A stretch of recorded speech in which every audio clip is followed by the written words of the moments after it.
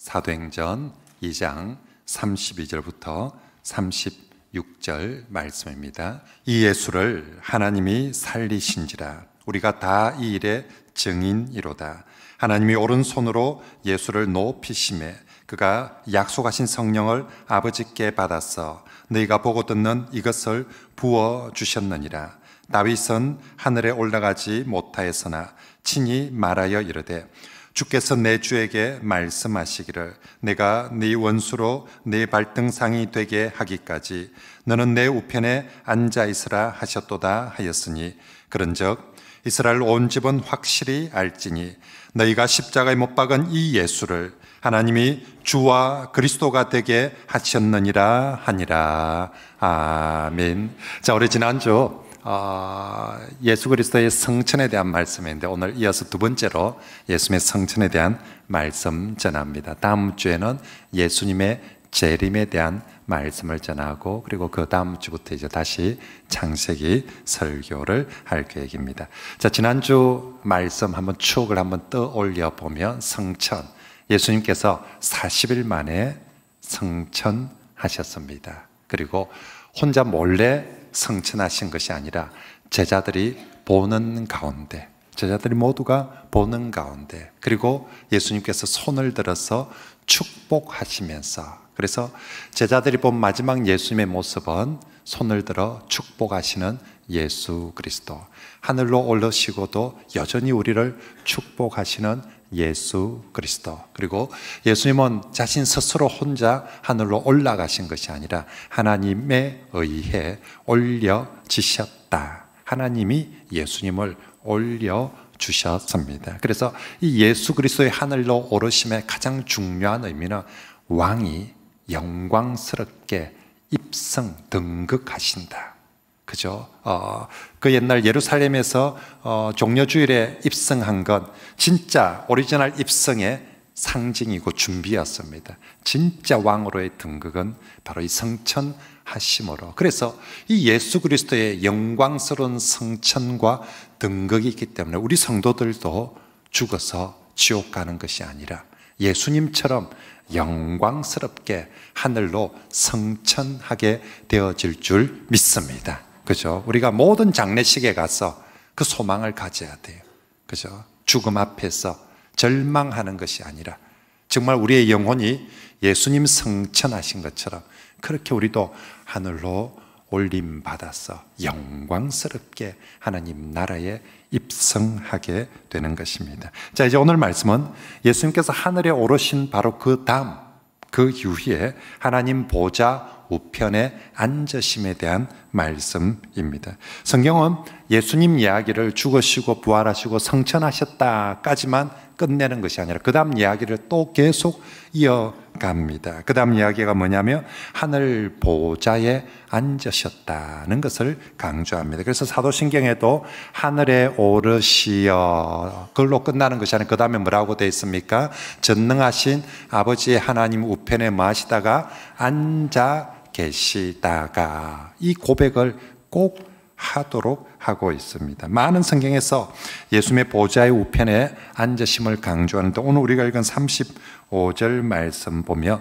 이 사도행전 2장은 베드로가 처음으로, 예수님 떠나고 성령 받은 베드로가 처음으로 사람들에게 설교하거든요.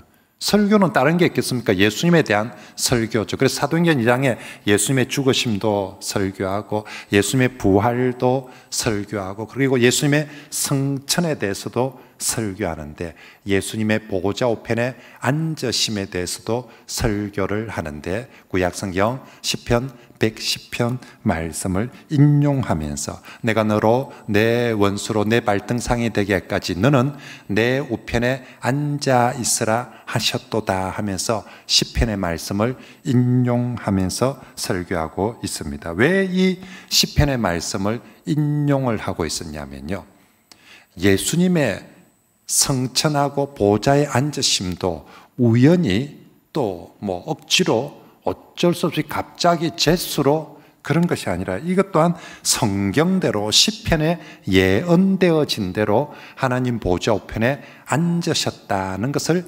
강조하고 있는 것이죠. 자, 예수님의 우리 복음, 예수의 죽으심과 부활하심, 예수님 이야기가 복음이지 않습니까? 근데 죽으실 때 어떻게 죽었다고 했습니까? 성경대로 죽으시고, 그죠? 예수님이 힘이 없어서 어쩔 수 없이 죽은 것이 아니라 성경대로 죽으시고, 부활하신 것도 어떻게 부활하셨다고요? 성경대로 부활하시고, 성천도요.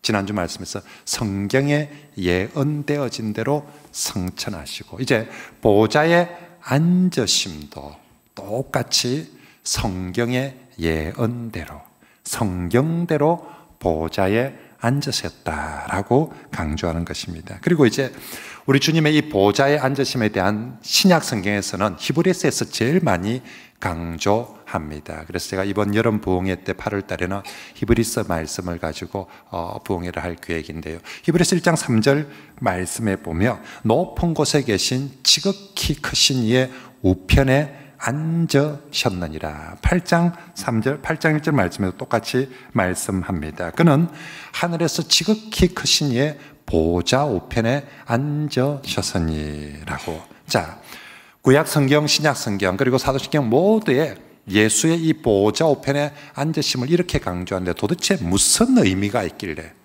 그냥 뭐 의자에 앉은 거 아니야?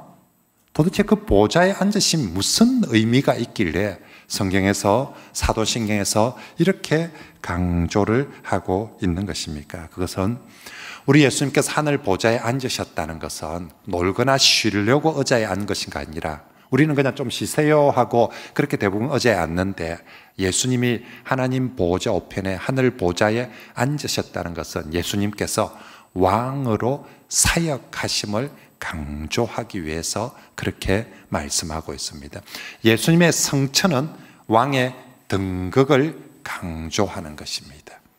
예수님의 보좌에 앉으심은 이제 본격적으로 하늘 왕이 통치하고 다스린다. 여러분, 왕의 보좌에 앉을 때는 놀라고 앉는 거 아니거든요. 잘나고 앉는 것이 아니라 왕의 보좌에 딱 앉을 때는 그의 나라를 통치하고 다스릴 때 왕의 보좌에 딱 좌정한다, 이런 표현을 썼죠. 좌정해서 다스리는 거죠. 예수 그리스도께서 이제 정말로 하늘 보좌에, 이제 진짜 하늘 왕으로 등극하셔서 본격적으로 왕으로서 사역하고 다스림을 보좌에 앉으셨다라는 말로 표현하고 있는 것입니다. 우리 생각에는 예수님 땅에서 정말 수고 많이 했습니다. 십자가까지 졌으니까. 그래서 정말 하늘로 올 때 사람들이 박수를 치고 와, 예수 만세, 영광의 왕이 니냐라고 하면서 입성하는 거 당연하다고 생각할 겁니다. 자, 그렇게 입성했으면 그 다음 장면은 진짜 예수님 땅에서 고생했습니다. 다 있고 이제 좀 쉬소, 막 그냥 막 자리 깔아놓을 테니까 편하게 쉬소, 요 언제 앉아 쉬소, 이렇게 할 텐데 예수님은 그러지 않았어요. 영광의 왕으로 성천하시고 편안하게 쉬는 것이 아니라 왕의 보좌에 앉으셔서 여전히 왕으로서의 사역을 하고 있는 것입니다. 그의 교회와 그의 백성들을 위해서. 단지 땅에서의 사역과 하늘에서의 차이점은요, 땅에서는 지극히 낮아진 모습으로 오실 때부터 마국간에서 태어나시고 마지막 십자가 지시는 것까지 지극히 낮은 모습으로 사역하고 섬기셨다면, 이제 하늘에서는 지극히 높으신 영광의 왕으로서 더 정말 영광스럽고 권위 있고 더 빛나게 그렇게 왕의 사역을 하는 것입니다. 자, 그러면 물어봅니다. 예수님은 왜 하늘에 가서도 일을 하실까? 예수님도 대한민국 남자들처럼 일 중독입니까? 그죠? 출근 안 하면 이상하게 막, 내가 뭐 좀 불안하고. 그래서 예수님은 일 중독이 돼가 하늘에서나 땅에서나 그렇게 일을 하십니까? 좀 쉬도 될 것 같은데, 예수님 하늘에 오르시고, 그 다음 바로 예수님 보좌에 앉아서 사역하셨다라고 말합니다. 왜 예수님께서 그렇게 하십니까? 그것은 바로 그의 백성과 그의 교회 때문입니다.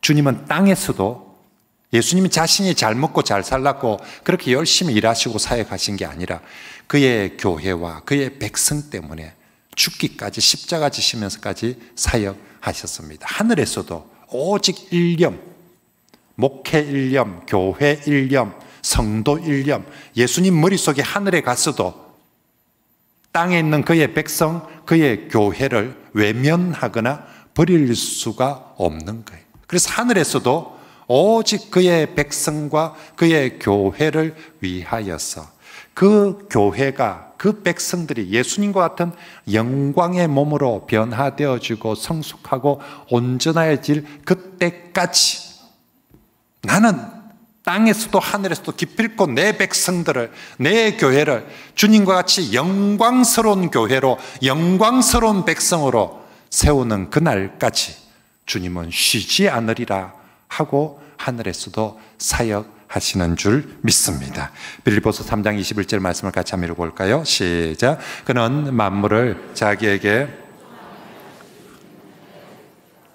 우리의 낮은 몸을 자기 영광의 몸의 형체와 같이 변하게 하시리라. 우리의 낮은 몸을 예수님 영광의 몸과 같이 될 때까지 주님은 하늘에서도 쉬지 않고 일하시겠다. 이게 보좌의 앉으심입니다. 벌써 일을 하시게요. 뭐 저 사람들, 예수님 배신한 사람들이 그렇게까지, 예수님 끝까지 내 백성이 영광스럽게 될 그때까지 주님께서 사역하신다. 그러므로 사랑하는 성도 여러분, 우리가 예수님의 성천 이야기를 기억할 때 꼭 잊지 말 것은, 첫째는 예수님이 성천하시면서 성천에서도 지금도 나를 위해서 뭐 하고 계신다? 축복하고 계신다. 그래서 손을 들어서 마지막까지 보도록 하셨거든요. 그리고 또 한 가지는요, 오늘도 주님이 나를 위해서 사역하고 일하고 계신다. 예수님 뭔 일을, 뭔 사역을 그리 밤낮으로 하고 땅에서도 하늘에서도 합니까? 누구를 위해서? 나를 위해서. 그러므로 성도 여러분, 이 땅에 예수 믿는 성도들이 망할 수가 없어요. 왜냐하면 예수님이 지금도 복 주시, 축복하시는데 어떻게 예수님이 축복하는 사람이 망할 수가 있겠습니까? 그리고 지금도 예수님께서 그 백성을 위해서 일하고 계시고 사역하고 계시는데 어떻게 그의 백성이 망할 수가 있겠습니까? 그러므로 여러분, 혹시나 길을 걷다가 삶을 살다가 정말 고개가 떨구어지고 힘이 없어질 때에 그때 꼭 하늘을 보십시오. 그리고 기억하십시오. 저 하늘에 나를 위해 오늘도 축복하시는 예수 그리스도가 있고, 저 하늘에 오늘도 나를 위해서 사역하고 일하시는 예수 그리스도가 계심을 꼭 기억하시고 믿으시고 오늘 여러분에게 주어진 그 삶의 길을 또 묵묵히 걸어가는 그런 저와 여러분들이 되시길 바랍니다. 자, 그러면 주님은 이제 일하시는데 도대체 구체적으로 어떤 일을 하실까요? 땅에서 하시던 일을 계속할까요? 아니면 하늘에 가셨으니까 땅에서 하던 일과는 전혀 다른 새로운 일을 또 시작을 할까요? 우리 주님은 땅에서 그분이 그의 백성과 그의 교회를 위해서 하셨던 일들을 하늘에서도 여전히 그의 백성과 그의 교회를 위하여서 일하십니다. 첫 번째 중요한 게 제사장의 사역을 하시고요, 왕의 사역을 하시고, 그리고 선지자로서의 사역을 계속하십니다. 모두 다 이 땅에서도 주님이 그렇게 하셨거든요. 이제 하늘에서도 계속 하시는데, 성경에서는 하늘에서의 예수님의 사역 중에 제일 첫 번째로 제일 많이 강조하는 것이 제사장의 사역입니다. 하늘에서 우리의 제사장으로서의 사역을 아주 많이 강조합니다. 시편 110편 4절 말씀에 너는 멜기세덱의 서열을 따라 영원한 제사장이라. 땅에서만 제사장이 아니라 하늘에서도 역시 무슨 제사장? 영원한 제사장이다 라고 말씀하십니다. 히브리서 7장 24절 말씀에 예수는 영원히 계심으로 그 제사장 직분도 갈리지 아니하느니라. 이 갈리지 아니한다는 말은 구약의 제사장들이 24제사장 반열을 따라서 오늘은 네가 제사장하고 내일은 네가 제사장 당번하고 모레는 네가 제사장 당번하고, 그래서 한 달씩 돌아가면서 그렇게 했더랬습니다. 주 야간 하니까요. 근데 예수님은 바뀌지, 갈리지 않는다는 것입니다. 예수님은 1월 달만 당번하고 2월부터 11월까지는 쉬고 다른 사람이 하고 또 예수님 내년 1월 돼야 또 제사장 당번하고 그러지 않는다. 예수님은 땅에서도 하늘에서도 영원한 제사장이 되어서 예수님은 1년 365일 영원토록 우리의 대제사장 당번이 되어서 영원히 우리의 제사장이 되어주실 줄 믿습니다. 그렇습니다. 지금 하늘에 오르신 그분이 보좌 우편에 앉으셔서 여전히 우리의 제사장이십니다. 그렇지만 땅의 제사장과 하늘의 제사장의 큰 차이점이 하나 있어요. 그건 하늘의 제사장은 더 이상 속죄 제사를, 우리를 위한 속죄 제사를 드리지는 않습니다. 왜냐하면 예수님께서 십자가에서 지신 이 속죄 제사가 영원한 속죄 제사였거든요. 이걸 예수님은 단번에 영원토록 있어야 될 속죄 제사를 단번에 다 지셨기 때문에, 다 제사드렸기 때문에 이제 하늘에 오르셔서 하늘 제사장으로서는 더 이상 하늘에서 제사를, 속죄 제사를 다시 드릴 필요는 없습니다. 자, 그러면 제사장이 하는 제일 중요한 임무 중에 하나가 제사 드리는 건데 하늘에서 속죄 제사 안 하면 도대체 뭐 하고 있습니까? 물어보니 예수님은 하늘에서 우리의 제사장이 되어서 우리를 위해서, 자기 백성을 위해서 지금도 하나님 보좌 우편에서 뭐 하고 계신다? 중보하고 계십니다. 히브리서 7장 25절 말씀, 이는 그가 항상 살아 계셔서 그 백성들을 위하여 뭐 하심이니라? 강구하심이니라 라고 말씀합니다. 땅에서 예수님의 우리를 위한 중보기도도 실로 효력이 엄청났었는데 이제 하늘 보좌, 하나님 보좌 바로 우편에서 예수님이 우리를 위해서 중보 기도할 때 그 효력이 얼마나 엄청나겠습니까? 우리가 사람들에게 이런저런 부탁을 받습니다. 때로는 문자로도 부탁받고 때로는 카톡으로 부탁받고 때로는 사람을 통해서 한 다리 건너서 부탁을 받기도 합니다. 그런 것들은 우리가 뭐 못하는 척하고 외면할 수도 있습니다. 그런데 사람 얼굴 빤히 쳐다보면서 옆에 대놓고 부탁하면 그 참 이렇게 외면하기가 쉽지 않거든요. 한두 주 전에 우리 시장님, 김해 시장님, 홍 시장님 이렇게 내동에 일이 있어서 오는 길에 이제 교회 들어서 목사님 차 한잔하고 갈게 하고 오셨더라고요. 내가 온 김에 부탁을 했죠. 저 도로변에 교회 앞에 있는 저 카메라 좀 치우라고. 아니 내가 보고 싶으면 찾아와서 보면 되지. 저 카메라를 달아가지고 목사 보고 싶어가지고 교회 앞을 그리 열심히 찍고 좀 저거 치우라고. 주차 단속 저거 좀 하지 말라고. 그러면서 제가 시장님한테 만약에 저거 안 치우면 담임 목사 잘린다고. 내 잘리면 시장님도 같이 잘린다고. 내 잘리는데 우리 교인들이 시장님 찍어주겠냐고. 그러니까 제발 가서 좀 저 카메라 좀 치우라고. 그래 부탁했습니다. 협박도 하고. 면전에 대놓고 앉아서 그렇게 하는데 어찌 거절을 하겠습니까? 목사님 알겠습니다. 가서 언론해가지고 그렇게 해보겠습니다 하고, 그래서 어제 그제 시청에서 이렇게 사람들이 와서 그래서 카메라가 있는 카메라 철거할 수는 없고 또 있는 카메라인데 안 찍을 수는 없고 그래서 찍어서 문자는 날리도록 하겠습니다. 그 대신 단속은 하지 않겠습니다 하고, 그래서 혹시 예배 시간에 도로가에 대놓은 차들 차 빼세요 라고 기아이 촬영을 하고 문자 오면 올 것이 왔구나 하고 놀래지는 마시고 그냥 막 그런 줄 알고, 시청에서도 해야 될 일은 해야 되니까, 계도는 해야 되니까, 그래서 계도까지만 하고 주일날은 단속은 하지 않기로 했습니다. 네, 면전에서 떼어놓고 부탁을 하는데 어찌 외면을 하겠습니까? 근데 내가 시장님 앞에서 면전에서 떼어놓고 부탁하는 것보다 예수 그리스도는 바로 하나님 보좌 우편에서 하나님께 그렇게 계속해서 부탁을 하고 중보하고 있으니 그 중보의 효력이 실로 어마어마할 줄 믿습니다.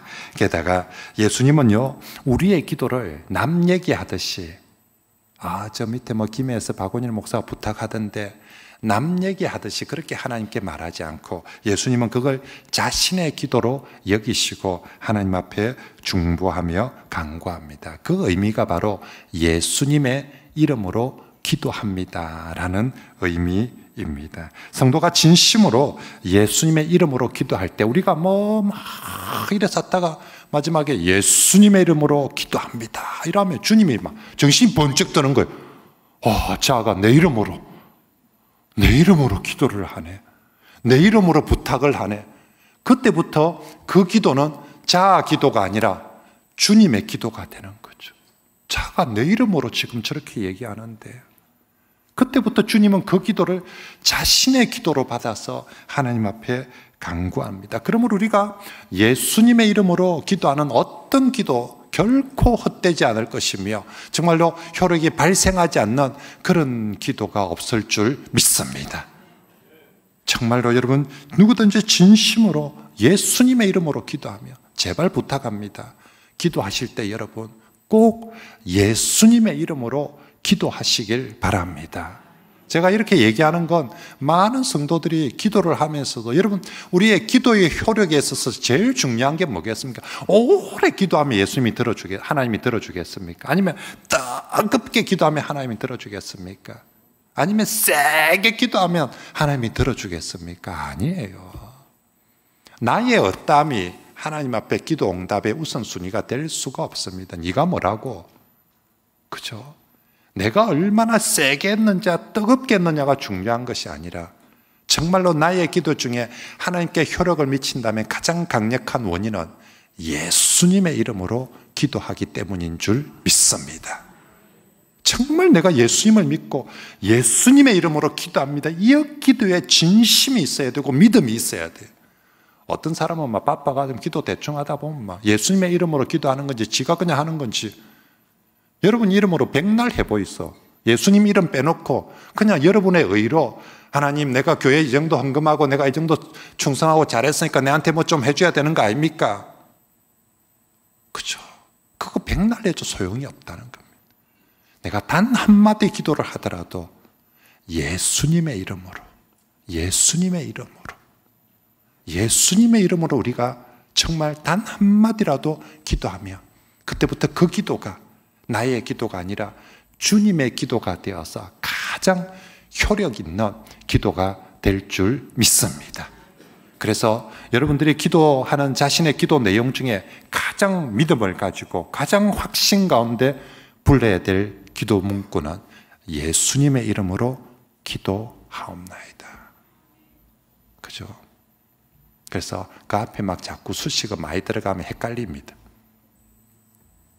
그래서 저는 예수님의 이름으로 기도합니다. 앞에 수식어 잘 안 쓰려고 합니다.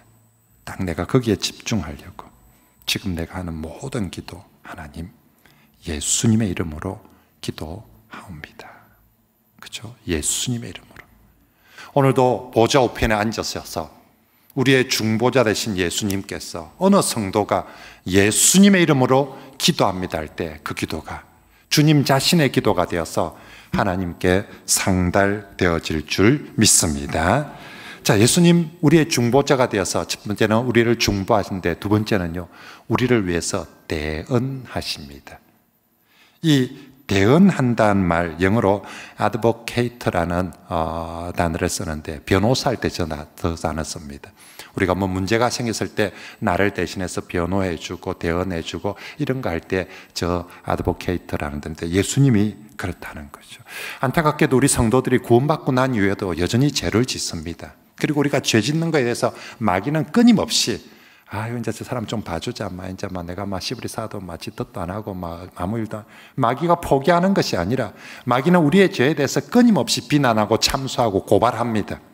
그리고 마귀가 고발하는 그 죄 사실이고요. 그리고 변명할 여지가 없는 우리의 죄입니다. 사실은. 자, 구원받고 난데도 이런 죄를 짓는 이 죄인들, 우리 어떻게 할까요? 이 죄에 대해서. 우리 스스로 변호를 하거나 우리 스스로 풀어보려니 참 어려워요. 그런데 그때 우리의 문제나 우리의 죄에 대해서 나를 위해서 대신 대언하고 변호하는 우리의 아드보케이터가 있으니 그분이 바로 예수 그리스도이십니다. 요한일서 2장 1절 말씀에 나의 자녀들아 내가 이것을 너희에게 써면 첫째는 너희로 먼저 죄를 범하지 않게 하려 함이라. 내가 가장 바라는 것 첫째, 너희가 죄를 범하지 않는 것이다. 그런데 두 번째, 혹시나 정말 제일 좋은 것은 죄를 범하지 않는 게 제일 좋은 것인데 혹시나 너희 중에 누군가 죄를 범하여도 죄를 범하였을 때 하나님 아버지 앞에서 우리에게 내 죄 문제에 대해서 대언해 주시는 우리의 정말 애드보케이터가 되는 대언자가 있음을 알게 하려 함이라. 그 대언자가 누구냐? 바로 의로우신 가장 성률이 높은 변호사, 가장 우리를 잘 대언해 줄 수 있는 예수 그리스도라는 것입니다. 여러분, 우리가 살면서 어렵거나 힘든 일을 할 때 누가 잘하는 변호사 하나 있으면 얼마나 든든합니까? 어디 검사한 사람이 있으면 일 다 해결된 거죠. 어디 판사 하나 있으면 일 다 끝난 거죠. 걱정하지 말라고 제가 알아서 해주겠습니다. 이 말 한마디 듣고 오면은 그전에는 문제든 죄든 그게 산더미 같이 무겁게 나를 짓눌렀는데 어느 검사가, 어느 변호사가 이거 목사님 걱정하지 마세요. 제가 알아서 다 하겠습니다라고. 그 한마디만 딱 해주면 문제가 사라진 건 아닌데, 그 검사님이, 그 시장님이 알아서 해준다고 했다라고, 안심하고 편안하게 오는 거예요. 사랑하는 성도 여러분. 오늘도 여러분들의 수많은 죄 가운데 있는데, 여러분들이 오늘도 하늘 법정에 소환되지 않고 이 땅에서 은혜 가운데, 용서 가운데 살아가고 있는 것, 그것은 오늘도 우리의 죄에 대해서, 우리의 문제에 대해서 우리를 위해서 대언하고 계시는, 그것도 어디서 대언하는? 바로 하나님 보좌 우편에서 대언하시는 예수 그리스도가 계시기 때문에 그런 줄 믿으시길 바랍니다. 그래서 문제 터지며 일 터지며 예수님께 말하십시오. 우리의 아드보케이터가 되는, 그죠? 수임료 안 받습니다. 청탁료 안 받습니다. 무슨 문제든지 얘기하며 그분이 그래 놓고 올 때, 니 괜찮나? 물어보며, 내 뒤에 확실한 검사 한 사람 있다 아이가, 확실한 변호사 한 사람 있다 아이가, 맡겨놓고 왔다면서, 다 알아서 해결해 준다면서. 여러분, 이게 우리 그리스도인. 그러므로 정말 우리에게 어떤 문제든, 또 마귀가 이거 또 손가락질할 것 같은데, 이걸 같은데, 우리에게 하늘에 있는 우리의 대언자가 있음을 꼭 기억하시고, 어떤 문제든지 안심을 하시고 주님 주시는 은혜와 평강을 누리며 살아가는 그런 성도들이 되시길 바랍니다. 자, 이제 예수님 보좌 우편에서 우리를 위해서 여전히 정말로 제사장으로서 대언하고 중보하고 계십니다. 또 예수님은 보좌 우편에서 우리의 왕이 되셔서 여전히 다스리고 계십니다. 지상에서도 왕이었으면 하늘에 오르시고 그의 왕의 통치는 더 넓어지고 더 영광스럽고 더 놀랍게 통치하십니다. 그래서 하늘에서도 진실로 그분은 만왕의 왕이십니다. 자, 그러면 어떻게 주님은 하늘에 있는데 어떻게 이 땅의 사람들을, 땅의 이 모든 것들을 다스리고 통치하고 이끌어 가시는가? 첫째는 그의 말씀을 통해서, 둘째는 그의 성령을 통해서, 셋째는 그의 교회를 통해서 그분은 다스리고 통치해 가십니다. 예수님께서 하늘로 오르시면서 이 땅에 남겨두신 주님의 가장 중요한 두 가지 유산이 있습니다. 주님이 이 땅에 남겨두신 주님의 유산, 첫 번째는 그의 말씀을 남겨놓았습니다. 두 번째는 그의 교회를 남겨두셨습니다. 마음에 꼭 기억하십시오. 주님이 하늘로 오르시면서 남겨두신 그의 유산, 그의 말씀을 남겨두었습니다. 그의 교회를 남겨두었습니다. 그러므로 예수님은 남겨진 그의 말씀과 그의 교회를 통해서 역사하시는데, 그의 교회를 위해서 오순절날 그의 성령을 하늘로부터 보내어 주셨습니다. 그의 성도들이, 그의 교회가 성령과 함께하도록 예수님께서, 오늘 베드로의 설교의 핵심 중에 하나가 너희가 받은 이 성령을 예수께서 하늘에 오르셔서 하나님께 받아 너희에게 부어 주셨느니라 라고 선언하고 있는 것입니다. 그러므로 지금도 예수님께서 이 땅에 남겨둔 그의 말씀, 그의 교회, 그의 성령을 통해서 우리를 다스리시고 인도해 가시는 줄 믿습니다. 에베소서 1장 22절 23절 말씀을 같이 한번 읽어볼까요? 시작. 또 만물을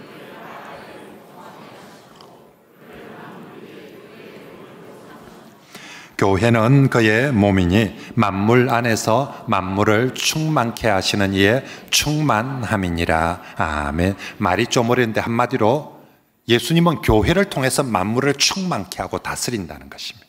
그러므로 교회는 만물의 충만 중에 충만의 절정이 교회라는 것입니다. 교회 자체가 예수로 충만하지 않은데 어떻게 만물이 충만하게 되겠습니까? 예수님은 교회를 통해서 만물을 하나님 자신의 그 충만함과 영광을 만물에 나타내고, 그리고 만물의 그 영광과 충만함의 집약체는 바로 교회다라고 말씀을 하고 있는 것입니다. 그러므로 예수님께 물어보십시오. 예수님은 그 일 누구하고 하랍니까? 당연히 교회와 함께 하지. 예수님 그 일 누굴 통해서 시키랍니까? 교회 시켜야지.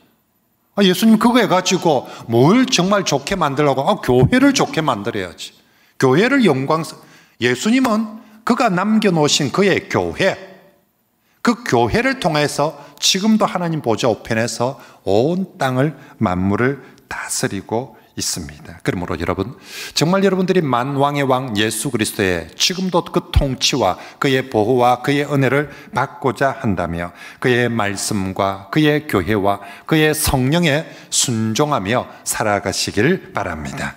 여러분이 그의 말씀에 순종하는 것이 곧 정말로 예수 그리스도에게 순종하는 것이고, 그의 몸된 교회에 속하여서 교회의 지도를 받는 것이 곧 예수님의 지도를 받는 것이며, 여러분이 성령의 감화 감동하심에 아멘하고 순종하는 것이 곧 예수님께 아멘하고 예수님께 순종하는 것인 줄 믿습니다. 여러분, 땅에서나 하늘에서나 누가 가장 복되고 누가 가장 행복한 사람인가? 왕의 통치를 받는 왕의 백성들이, 예수 왕의 통치를 받는 예수 왕의 통치 안에 있는 그의 백성, 그의 자녀가 가장 행복하고 복된 사람인 줄 믿습니다. 여러분, 탕자의 비유에서 아버지의 품을 떠나버린 탕자, 처음에는 재산 많이 가지고 나서 지 마음대로 하며 행복하고 잘 살 것 같은데 결국은 탕자가 되고 맙니다. 창세기에서 에덴 동산을 떠나버린 가인의 후손들, 처음에는 잘 나가는 것처럼 성공하는 것처럼 보이지만 그 사람들은 결코 복된 사람이 될 수가 없습니다. 에덴을 떠나버린 사람들, 여호와 앞을 떠나버린 사람들. 그러므로 진짜 복된 자리로, 행복의 자리로 오고 싶으며 여호와께로, 주님의 통치 아래로, 주님의 교회 안으로 들어오는 것이 정말로 복되고 행복하게 살아가는 것인 줄 믿습니다. 주님은 모든 만물을 교회를 통하여서 충만케 하시고 행복하게 하시는 줄 믿습니다. 자, 마지막으로 예수님은 하나님 보좌 우편에서 첫 번째는 제사장으로, 두 번째는 왕으로, 그리고 세 번째는 선지자로서 여전히 사역하고 있습니다. 예수님은 선지자로서 백성들에게 하나님의 뜻을 알게 하고 하나님의 뜻에 순종하도록 합니다. 그러기 위해서 예수님은 첫째, 그의 말씀을 기록하고 전하게 했어요. 사람들이 한 번 듣고 잊어버리며 또 허투루 여기며, 그래서 말씀을 기록하게 하셨어요. 구약에도 그의 하나님의 말씀을 기록하게 하셨고, 신약에도 예수님은 어김없이 그의 말씀을 기록하게 하시고 그리고 전하게 하셨습니다. 그런데 이 기록되어진 말씀을 후대의 사람들이 이게 잘 못 알아듣고 못 볼 수가 있어요. 그래서 예수님께서 그의 성령을 보내주셔서 기록된 말씀을 밝히 깨달아 볼 수 있도록, 이해할 수 있도록, 믿을 수 있도록, 순종할 수 있도록 보내주신 게 성령님인 줄 믿습니다. 그래서 우리가 성령을 받고 제일 사모해야 되는 것은, 성령을 보내준 가장 큰 이유 중에 하나가 이 기록되어진 말씀을 조명하여서 깨달아 알도록 하는 거거든요.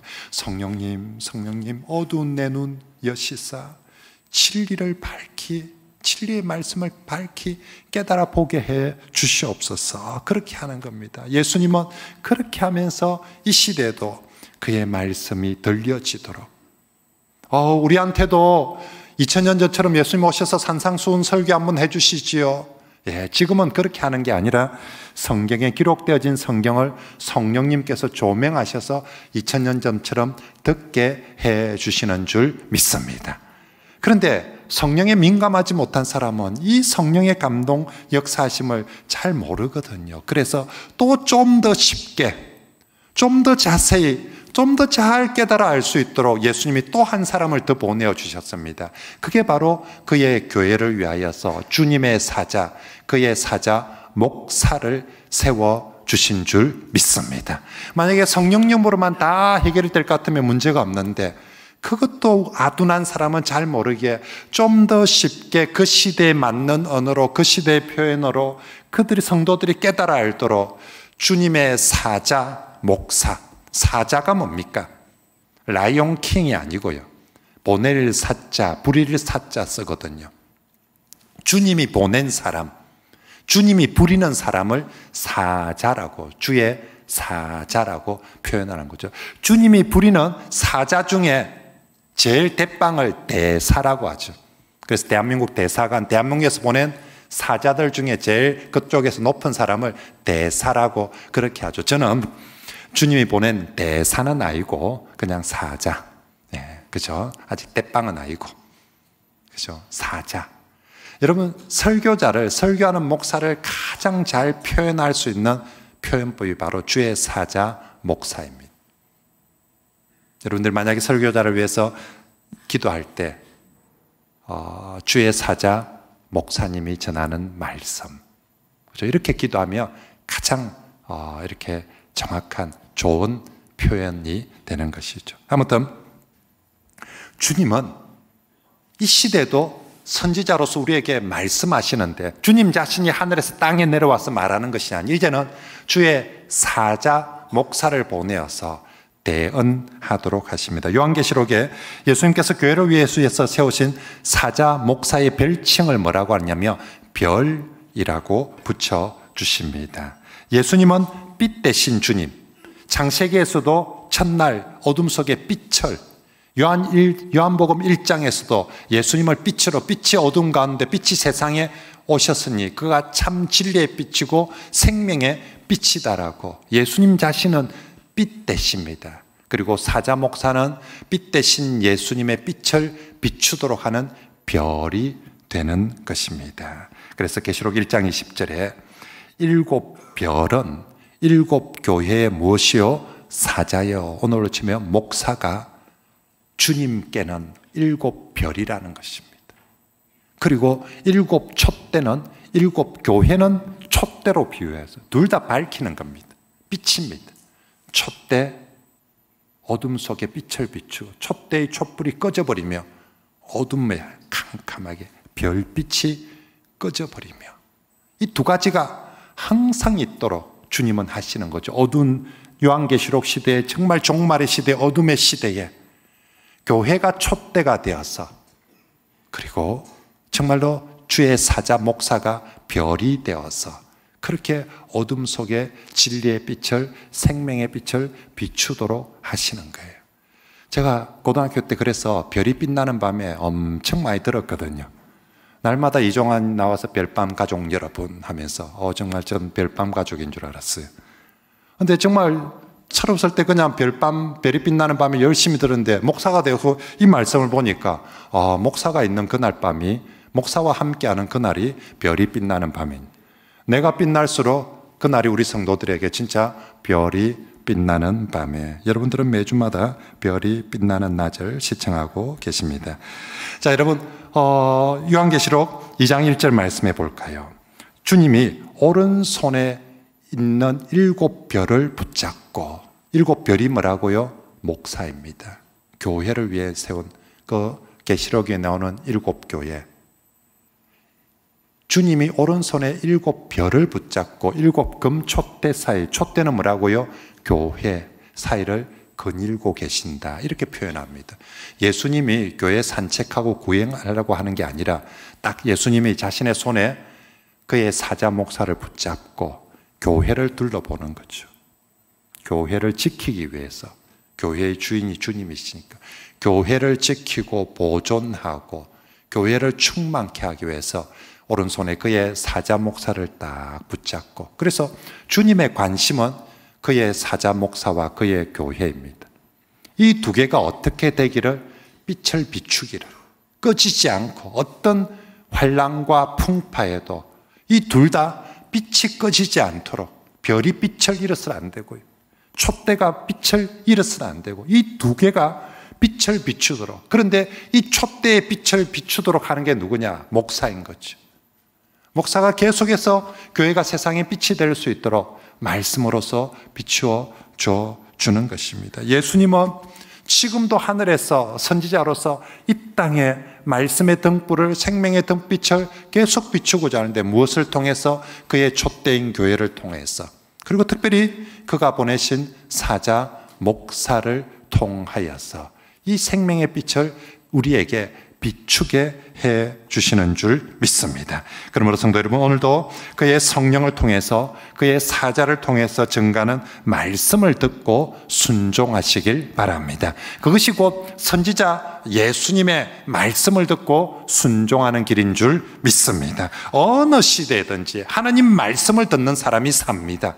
어느 시대든지 하나님께서 세우신 선지자를 통해서 들려주시는 그 말씀을 듣는 사람이 살고 복되게 되고 형통하게 되는 줄 믿습니다. 마지막 때에 정말로 주님의 사자 목사를 통해서, 주님이 지금 우리 시대는 그가 세우신, 보내신 사자 목사를 통해서 말씀하시는 시대입니다. 그래서 요한계시록의 종말의 첫 번째 복이 뭐냐? 이 말씀을 읽고 듣고 지키는 자가 복이 있다고 했는데, 종말의 시대 이 말씀을 어떻게 우리에게 읽어주고 들려주느냐? 바로 그의 사자 목사를 통해서 우리 시대에 이 말씀을 읽게 하고 듣게 하고 지키게 해 주시는 줄 믿습니다. 그러므로 정말로 계시록 시대에 만약에 사자 목사가 필요 없었다며 예수님께서 다 그냥 요한계시록에 사자 목사 그냥 제껴버리고 예수님이 직접 하면 되겠죠.